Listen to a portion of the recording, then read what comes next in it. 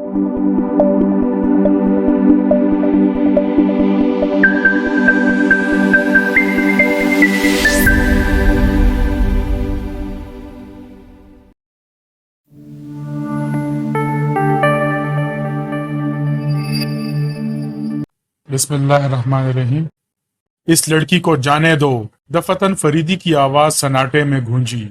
हमीद चौंक कर इसकी तरफ देखने लगा और लड़की बोली, मैं तो नहीं जाऊंगी। हमीद बदसतूर फरीदी ही की तरफ देखता रहा, जो अब रैक के दरमियानी तख्ते को इसकी जगह से हटाने के लिए जोर लगा रहा था। देखते ही देखते वो इसमें कामयाब भी हो गया। हमीद लड़की की तरफ मुतवज्जा हुआ तो इसे इसी सिमत निगरां पाया। अलबत्ता इसके चेहरे पर जर्दी छाई हुई थी। फरीदी ने एक बार फिर लड़की से चले जाने को कहा, लेकिन वो अपनी जगह से हिली भी नहीं। अब वो इनके करीब वापस आ गया था। हमीद ने इसके हाथ में 8 मिलीमीटर की फिल्म की एक रील देखी। तुमने इसी के लिए इतना बड़ा खतरा मोल लिया था, क्यों? वो लड़की को घूरता हुआ बोला। जी हाँ, इसने मुर्दा सी आवाज में जवाब दिया। वो कांस्टेबल कितनी देर में होश में आएगा? सुबह तक आराम से सोता रहेगा जनाब। शाहिद अजीज को किसने कत्ल किया? मैं नहीं जानती। कातिल को भी इस फिल्म की तलाश थी। रही होगी, लड़की ने लापरवाही से जवाब दिया। अच्छा तो चलो, फरीदी ने दरवाजे की तरफ इशारा करके कहा। फरीदी के इस नरम बर्ताव के बावजूद हमीद का रिवॉल्वर अभी तक लड़की को कवर किए हुए था। राहदारी में रुककर फरीदी ने हमीद से कहा, रिवॉल्वर होस्टर में रखो और कांस्टेबल को उठाओ। इसे उठाकर जीने तय करना मेरे बस का रोग नहीं। बहुत बेहतर, रोशनी दिखाइए। फरीदी ने पेंसिल टार्च इसकी तरफ बढ़ाते हुए कहा। फिर फरीदी ने कांस्टेबल को हाथ पर उठाया था और वो जीने तय करके नीचे पहुंचे थे और हमीद लंकन वहां लाया था। तुम दोनों यहीं ठहरो, फरीदी ने बेहोश कांस्टेबल को लंकन की पिछली सीट पर डालते हुए कहा। मैं इसे हल्के के थाने में पहुंचाकर वापस आता हूँ। वो चला गया था और ये दोनों फुटपाथ पर खड़े रह गए थे। हमीद पाइप में तंबाकू भरने लगा। मुझे हैरत है, लड़की बुड़बुड़ाई। किस बात पर मिस रेश दराज? कर्नल फरीदी का रवैया मेरी समझ में नहीं आया। अभी तुम्हारी उम्र ही क्या है हनी? इसे समझने के लिए नस्लों की उम्रें दरकार होंगी। अच्छा तो मेरे साथ क्या बर्ताव करना चाहते हो? किसी अच्छे से नए क्लब में रक्स के 2-4 राउंड और उम्दा नाश्ता। क्या वाकई मुझे हवालात में नहीं डाला जाएगा? फादर का फरमान अटल होता है। आखिर वजह? ख्वामखसर ना खपाओ, जो कुछ कहा गया है करो। क्या ये भी ना करोगे कि मुझे शमशाद ही तक ले चलो? क्या मतलब? हो सकता है वो मुझे जानता हो। आखिर मैंने तो इसी की हवेली में तुम्हारे साथ फ्रॉड किया था। मैंने तुमसे इस फ्रॉड का मकसद तक मालूम करने की कोशिश नहीं की, लेकिन ये शाहिद अजीज अभी तक मेरी समझ में नहीं आया। आपके मामू का बेहतरीन दोस्त था और बिल आखिर इन्हीं के लिए मारा गया। मेकअप में क्यों रहता था? इसके बारे में कुछ नहीं जानती। यहाँ किस चीज की तलाश थी तुम्हें? क्या कर्नल ने वो चीज तुम्हें नहीं दिखाई थी? इस फिल्म में क्या है ये भी मैं नहीं जानती। किसके लिए काम कर रही हो? अपने लिए, सिर्फ अपने लिए। तब फिर तुम्हारे लिए पागलखाने की सिफारिश करूंगा। तुम्हें भी साथ ले चलूंगी। अकेले जी ना लगेगा। वाकई लाजवाब आदमी हो। ये मालूम हो जाने के बाद कि मैं लड़की हूँ, किस तरह भागे गए थे मेरे साथ। और फिर कहकहा लगाकर इसे तूल देती चली गई। तुम तो दाढ़ी मूछ वाली थी। सर पर सींग रखने वाली लड़कियों के पीछे भी इसी तरह दौड़ता हूँ, हमीद जल्ला कर बोला। लड़की हंसती रही, फिर अचानक संजीदगी इख्तियार करके बोली, मैं अगर तुम्हें इस तरह ना ले जाती तो तुम सादाबाद से सिर्फ 3 मील के फासले पर ठिकाने लगा दिए जाते। या शमशाद के बारे में कुछ कहना चाहती हो? मैं किसी के बारे में कुछ नहीं कहना चाहती। तुमको मेरे मामू के मामलात से क्या सरोकार? इस दुनिया में इनके अलावा मेरा और कोई नहीं था। क्या मतलब? क्या वसीयतनामे में उन खानदानों का जिक्र नहीं जिनकी परवरिश इन्होंने अपने जिम्मे ले रखी थी? ओहो, तब तो शमशाद के बारे में बहुत कुछ बता सकोगी। शाहिद अजीज और शमशाद दोनों ही से इनकी गहरी दोस्ती थी। शमशाद का ख्याल है कि उनकी मौत कुदरती नहीं हो सकती। मेरा भी यही ख्याल है। शमशाद कुछ नामालूम आदमियों से खाइफ है। उसका ख्याल है कि इसकी हवेली में पाए जाने वाली लाश उसे फंसाने के लिए किसी ने रखवाई थी। क्या तुमने वो लाश अच्छी तरह देखी थी? यकीनन। वो कौन था? मैं नहीं जानती। इससे पहले कभी नहीं देखा था। क्या मेरे मामू को इल्म था कि शाहिद अजीज मेकअप में रहता है? मैं नहीं जानती। क्या तुम्हें भी इल्म था कि वो मसनूई दाढ़ी लगाए फिरता है? कभी करीब से देखने का इत्तेफाक नहीं हुआ था। تم نے میک اپ کرنا کس سے سیکھا تھا؟ آپ کے ماموں سے، وہ میک اپ کے ماہر تھے، کیا آپ کو علم نہیں؟ حمید کچھ نہ بولا، وہ سوچ رہا تھا کہ لڑکی سے کیسا برتاؤ کرنا چاہیے، لیکن ضروری نہیں کہ اس کا بیان درست ہی ہو۔ ممکن ہے وہ اس طرح گفتگو کر کے خود کو شبے سے بالاتر ثابت کرنے کی کوشش کر رہی ہو۔ وہ کچھ کہنے ہی والا تھا کہ لنکن فٹ پاتھ سے آ لگی اور ساتھ ہی فریدی کی آواز سنائی دی، تم دونوں پچھلی سیٹ پر بیٹھ جاؤ۔ خاموشی سے تعمیل کی گئی۔ لنکن دوبارہ حرکت میں آئی اور کچھ دیر بعد حمید نے محسوس کیا کہ وہ گھر پہنچنے کی بجائے قومی شاہراہ پر آ نکلے ہیں۔ او ہو، تو کیا سعد آباد؟ حمید نے سوچا اور لڑکی کی طرف دیکھ کر بولا، اب سعد آباد میں تصدیق ہو سکے گی کہ تم کون ہو۔ میں یہی چاہتی تھی کہ آپ لوگ سعد آباد چلیں، لیکن سفر خطرات سے خالی نہ ہوگا جناب کرنل صاحب، حمید نے اونچی آواز میں کہا۔ کیوں؟ فریدی کا مختصر سا سوال تھا۔ یہ محترمہ ابھی مجھے بتا رہی تھی کہ اگر مجھے دھوکہ سے شمشاد کی حویلی میں نہ لے جاتی تو میں سعد آباد سے 3 میل ادھر ہی قتل کر دیا جاتا۔ تب تو انہیں یہ بھی معلوم ہوگا کہ وہ لوگ کون ہیں۔ جی نہیں، میں نہیں جانتی، لڑکی نے کہا۔ پھر تمہیں اس کا علم کیوں کر ہوا؟ کسی نامعلوم آدمی نے مجھے اس خطرے سے آگاہ کیا تھا۔ کس طرح آگاہ کیا تھا؟ بذریعہ خط جو انگریزی میں ٹائپ کیا ہوا تھا۔ تمہیں ان معاملات سے کیا سروکار؟ میں ابھی کیپٹن حمید کو بتا چکی ہوں کہ ان کے ماموں میری کفالت کرتے تھے۔ تم نے میری آواز کہاں سنی تھی کہ اس کی اتنی کامیاب نقل اتار سکیں؟ میں اور چودھری صاحب اکثر شہر آتے تھے اور آپ دونوں سے قریب رہنے کی کوشش کرتے تھے۔ ان مقامات پر ضرور جاتے تھے جہاں کیپٹن حمید سے ملنے کے امکانات ہوں۔ اب بتاؤ کہ شاہد عزیز کے فلیٹ میں تمہیں کس نے بھیجا تھا؟ لڑکی نے کوئی جواب نہ دیا۔ فریدی نے تھوڑی دیر بعد کہا، 2 لاشوں سے تمہارا تعلق کسی نہ کسی طرح تمہارے لیے بڑی دشواریاں پیدا کر چکا ہے۔ لڑکی پھر بھی خاموش رہی۔ اس بار حمید بولا، دیکھو، وصیت نامے کی روح سے تمہاری حفاظت کرنا میرے ذمے میں شامل ہو چکا ہے، اس لیے تمہیں بھی تعاون کرنا چاہیے۔ میں سعد آباد پہنچ کر ہی اس مسئلے پر گفتگو کر سکوں گی۔ اچھی بات ہے، فریدی نے نرم لہجے میں کہا۔ اگر تم سونا چاہو تو حمید اگلی سیٹ پر آ جاتا ہے۔ بہت بہت شکریہ جناب، میری تھکن بے ہوشی کی حد کو چھونے لگی ہے۔ فریدی نے گاڑی روک دی تھی اور حمید اتر کر اس کے برابر جا بیٹھا۔ سفر جاری رہا۔ حمید اس سے بہت کچھ پوچھنا چاہتا تھا، لیکن عافیت اسی میں سمجھی کہ ابھی اونگنا شروع کر دے۔ پھر شاید 10 منٹ بھی اس کیفیت میں نہ گزرے ہوں گے کہ فریدی نے اسے ٹہوکا دیا، جاگتے رہو، پیچھے 2 گاڑیاں اور بھی ہیں۔ حمید ہڑبڑا کر سیدھا ہو بیٹھا۔ آپ نہ جانے کیا کرتے پھر رہے ہیں، اس نے بھرائی ہوئی آواز میں کہا۔ لڑکی بحفاظت سعد آباد پہنچنا چاہتی ہے، لہٰذا اس کی خواہش پوری کر رہا ہوں۔ حمید نے عقب نما آئینے پر نظر ڈالی۔ 2 گاڑیوں کی ہیڈ لائٹس صاف دکھائی دے رہی تھیں، لیکن اس کی دانست میں دونوں لوڈنگ ٹرک بھی ہو سکتے تھے۔ قومی شاہراہ کسی بھی وقت بالکل سنسان نہیں رہتی تھی۔ ابھی وہ قومی شاہراہ ہی پر تھے، سعد آباد جانے والی سڑک پر نہیں مڑے تھے۔ آدھے گھنٹے بعد سعد آباد والی سڑک ملی۔ تب حمید کو تعاقب کا یقین ہو سکا۔ ریوالور اس نے پہلے ہی ہولسٹر سے نکال لیا تھا۔ اس سڑک پر 4 یا 5 میل طے کرنے کے بعد فریدی نے لڑکی کو آواز دی، لیکن جواب نہ ملا۔ اسے جگاؤ، اس نے حمید سے کہا، بلکہ بہتر ہوگا کہ پچھلی سیٹ پر چلے جاؤ۔ حمید نے پشگاہ پر جھک کر اس کا شانہ ہلایا اور وہ اچھل پڑی۔ اٹھ بیٹھو، حمید آہستہ سے بولا، خطرہ ہے۔ کاکا کیا بات ہے؟ لڑکی ہکلائی۔ تعاقب، سنبھل کر بیٹھو، خدایا رحم۔ لڑکی کی آواز کانپ رہی تھی۔ دفتن گاڑی کے پیچھے ایک زوردار دھماکہ ہوا اور ایسا معلوم ہوا جیسے گاڑی بھی اچھل گئی ہو، لیکن حقیقت یہ تھی کہ فریدی نے ڈرائیونگ میں اپنی مہارت کا ثبوت پیش کیا تھا۔ اسپیڈومیٹر کی سوئی 80 اور 90 کے درمیان جھول رہی تھی۔ دیکھتے ہی دیکھتے دونوں گاڑیاں بہت پیچھے رہ گئیں۔ کیا میں سب مشین گن نکالوں؟ حمید نے پوچھا۔ نہیں، وہ بھاگ کھڑے ہوں گے، آنے دو۔ اگر کوئی دستی بم ہماری گاڑی پر آ پڑا تو بے فکر رہو، وہ اتنے فاصلے پر نہ پھینک سکیں گے اور نہ رفتار ہی بڑھانے کی جرت کر سکیں گے، کیونکہ دونوں گاڑیوں کی ہیڈ لائٹس بہت کمزور معلوم ہوتی ہیں۔ لیکن تم ذرا اپنے ٹرانسمیٹر کی ہر فریکوینسی چیک کر لو۔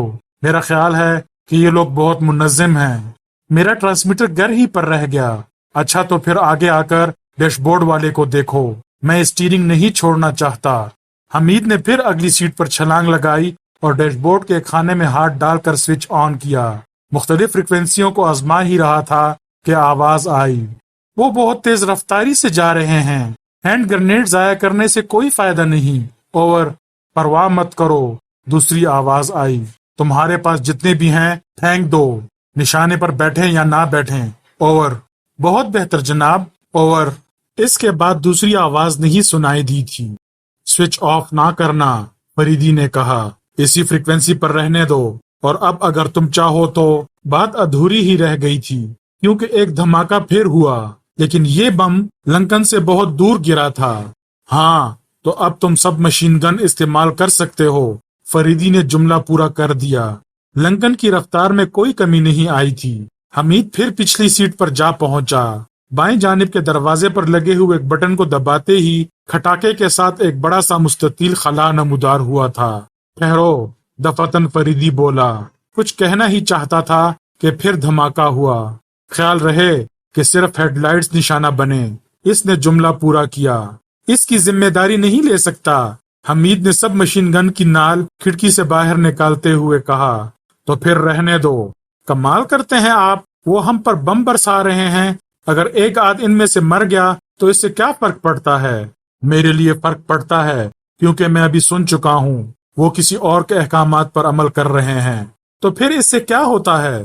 कराए के आदमी रोटी के लिए सर से कफन बांधते हैं। मुझे इनसे हमदर्दी है, और इस वक्त तक रहेगी जब तक हमारी सोसाइटी सही मायनों में इंसानी सोसाइटी नहीं बन जाती। मशीन गन रख दो। अगर ये गाड़ियों से उतर भागे तो अंधेरे में हम इन्हें कहाँ ढूंढते फिरेंगे? अचानक लड़की ने कहकहा लगाया, इसमें हंसने की क्या बात है? हमीद बुना कर बोला, कर्नल साहब इन शरीफ आदमियों से वाकिफ नहीं हैं, इसलिए ऐसी बातें कर रहे हैं। अगर तुम मेरी मालूमात में इजाफा कर सको तो ममनून हूंगा, फरीदी ने नरम लहजे में कहा। मेरा ख्याल है कि यही लोग चौधरी साहब की मौत का बायस बने हैं। ख्याल की वजह? बड़ी अजीब बात है कि आप यानी कर्नल फरीदी वजह पूछ रहे हैं। मैं गैबदान नहीं हूँ। दफतन ट्रांसमीटर से आवाज आई, hello hello God of desert, hello hello God of desert. बोलो क्या बात है? दूसरी आवाज आई। पहली आवाज, अभी मैंने ट्रांसमीटर पर उनकी आवाजें सुनी हैं। उनके पास मशीन गन है, हमें निशाना बना सकते हैं। ओवर।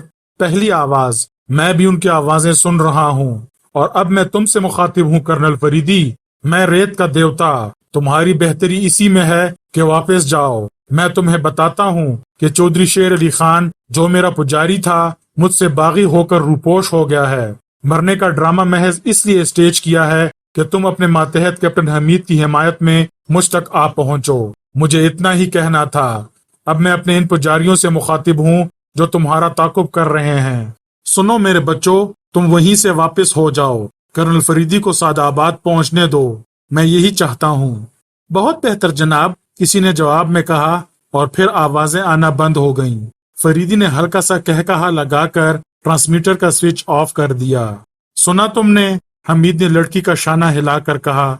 मैं सुन रही थी, लेकिन क्या? हमीद के लहजे में तलखी थी। कुछ भी नहीं, फरीदी बोला। अब तुम दोबारा सो सकती हो।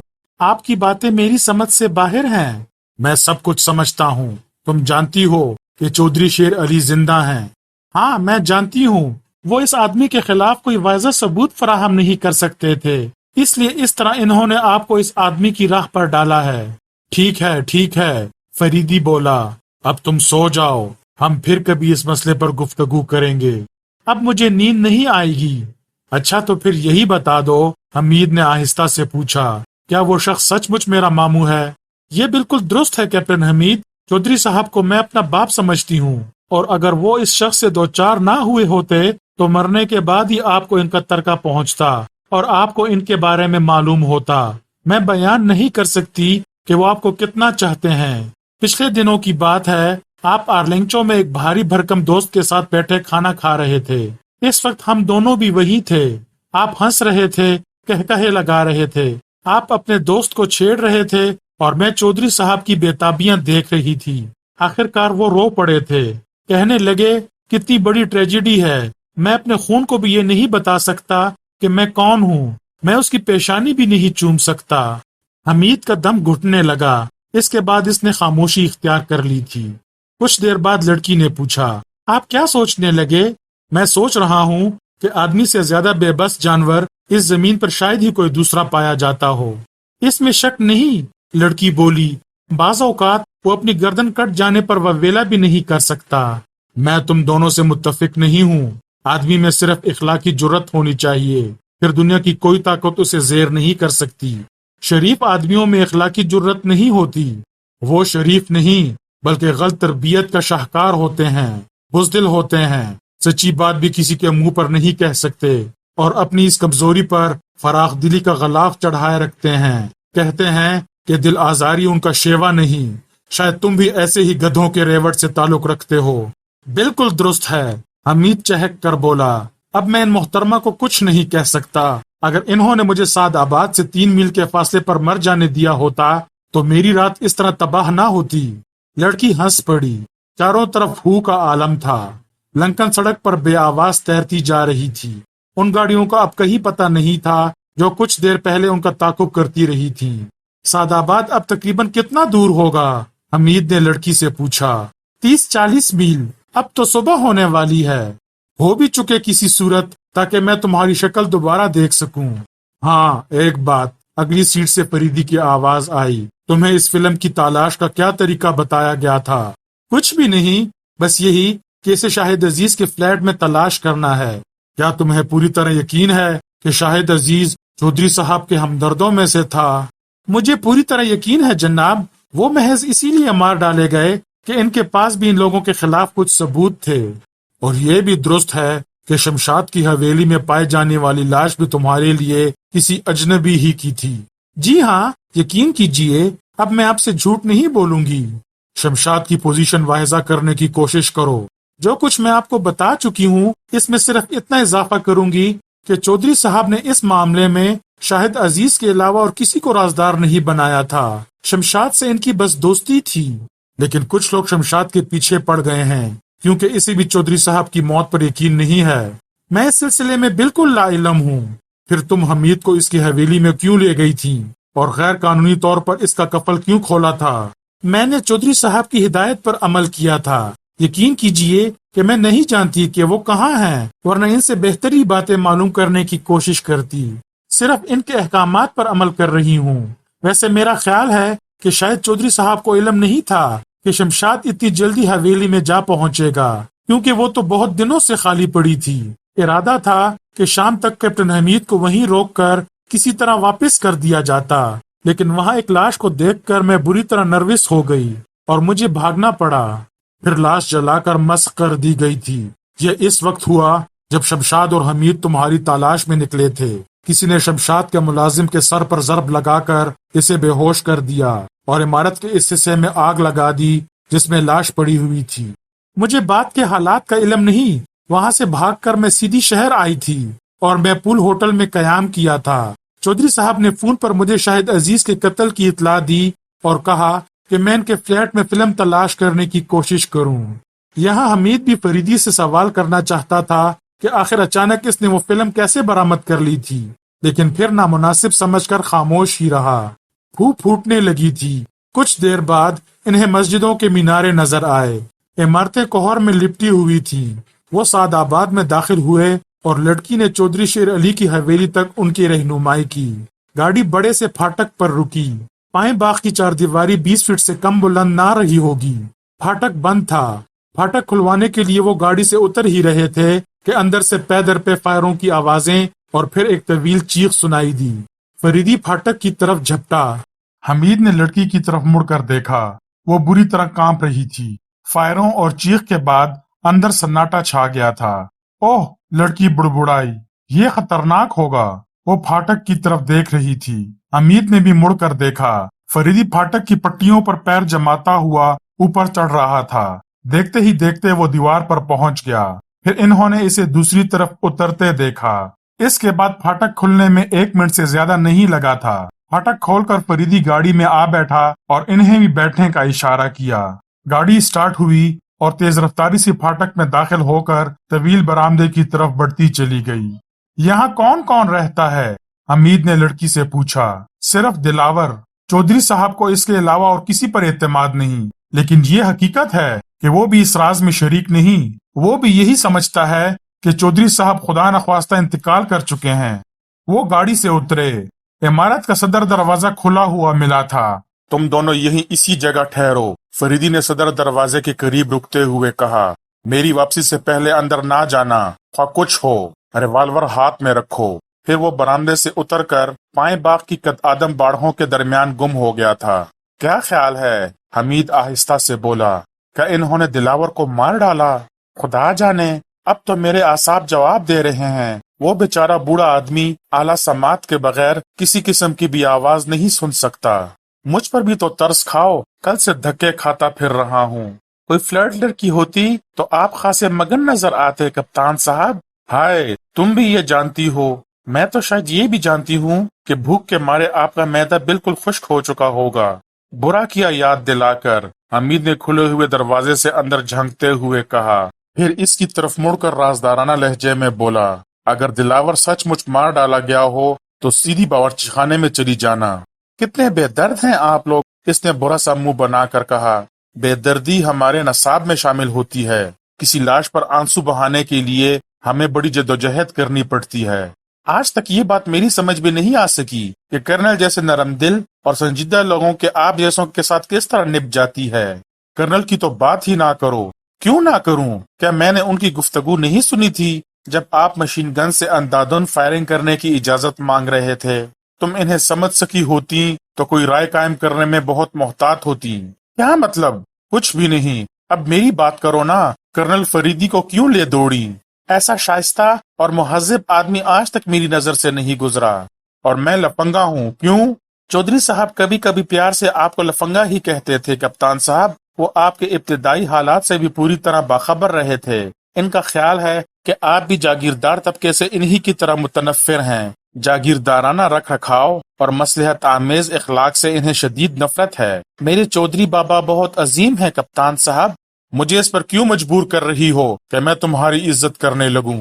वो तो करनी ही पड़ेगी कप्तान साहब। मेरी तरबियत चौधरी बाबा के हाथों हुई है। मैं इनके और आपके लिए जान तक दे सकती हूँ। हर इस शख्स के लिए सब कुछ कुर्बान कर सकती हूँ जिसे चौधरी बाबा अजीज रखते हों। ए मुअल्लिमा इखलाकियात, अब बस करो वरना मैं बोर होकर मर जाऊंगा। संजीदगी से मुझे शदीद नफरत है।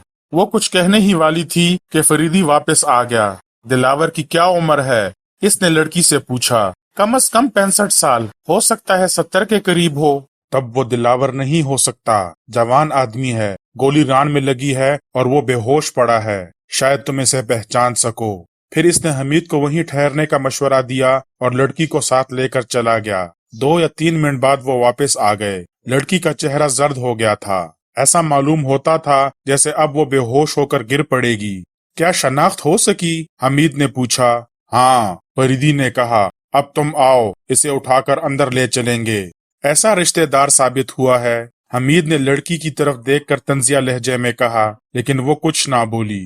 जख्मी की उम्र 20 साल रही होगी। खुशशक्ल नौजवान था। लिबास से खुश सलीका भी मालूम होता था। इन्होंने इसे उठाया और बरामदे तक लाए। फिर इसके कमरे तक लड़की ने रहनुमाई की थी जहां इसे लिटाना था। गोली रान का गोश्त फाड़ती हुई दूसरी तरफ निकल गई थी।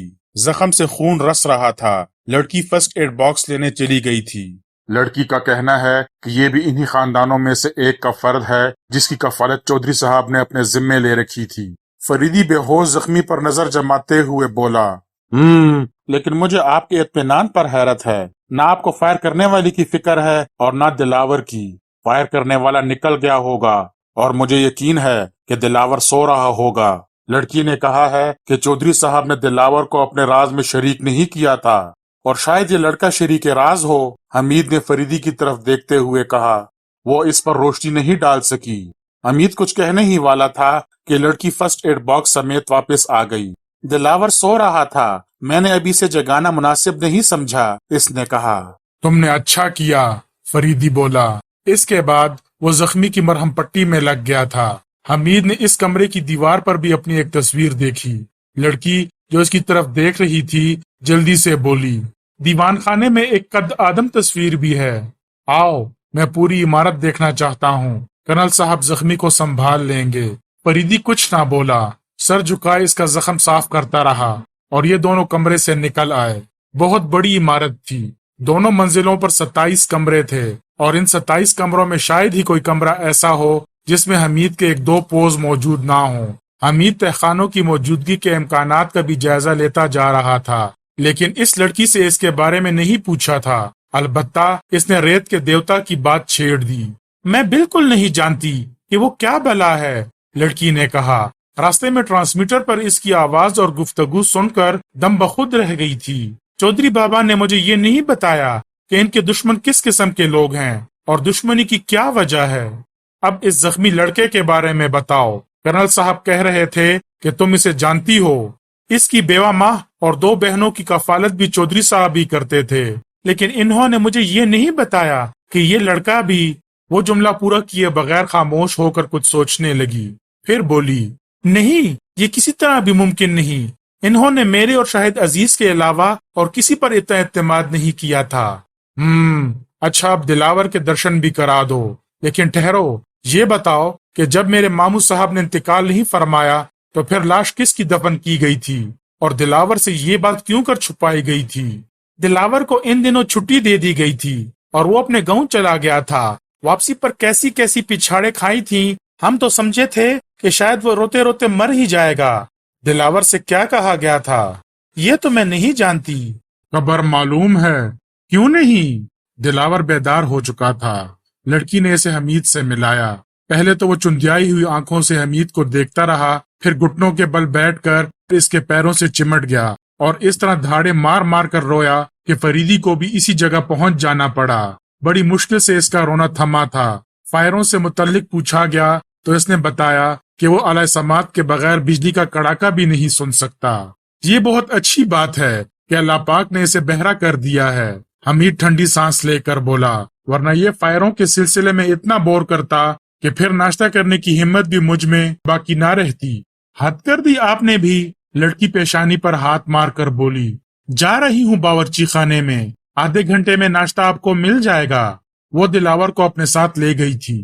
फरीदी के चेहरे पर गहरे तशवीश के आसार थे। कुछ देर बाद वो दूसरी तरफ मुड़ गया। हमीद इसके पीछे चल रहा था। वो फिर इसी कमरे में आए जहां जख्मी लेटा था, लेकिन यहाँ तो अब कोई भी नहीं था। बिस्तर खाली नजर आया।